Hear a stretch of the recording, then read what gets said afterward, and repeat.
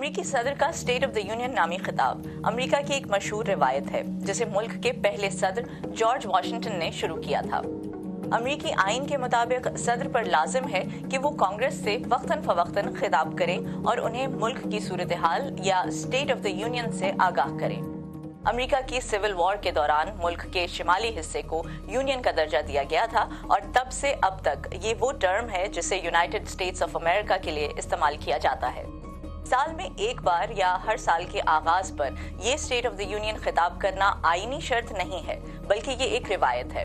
دراصل George Washington وہ پہلے امریکی صدر تھے جنہوں نے ایسا خطاب کیا اور پھر اسے سالانہ روایت قرار دیا، جسے پھر تمام امریکی صدور نے جاری رکھا، لیکن ضروری نہیں کہ ہر بار ملک کی صورتحال سے کانگریس کو تقریر کے ذریعے آگاہ کیا جائے۔ تھامس جیفرسن صدر بنے تو انہیں محسوس ہوا کہ ایسی تقریر کرنا ایک شاہانہ انداز ہے اور وہ اسے نہیں اپنانا چاہتے تھے، اس لیے انہوں نے تحریری شکل میں کانگریس کو اپنا خطاب جمع کروا دیا۔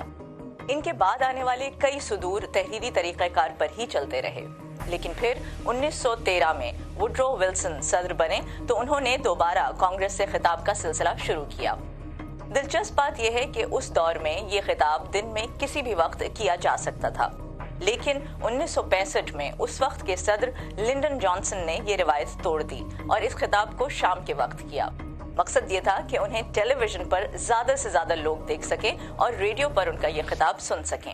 امریکی صدر اس خطاب میں ملک کے معاشی، سیاسی اور سماجی پہلوؤں پر روشنی ڈالتا ہے۔ امریکہ کے اندر اور باہر اس کی حکومتی اور فوجی سرگرمیاں کیسی رہیں اور صدر کی آئندہ سال میں نئی پالیسی کیا ہوگی۔ اور اس خطاب کے بعد اس کے جواب میں حزب اختلاف کا منتخب نمائندہ ایک اور خطاب کرتا ہے جسے rebuttal of the state of the union کہتے ہیں۔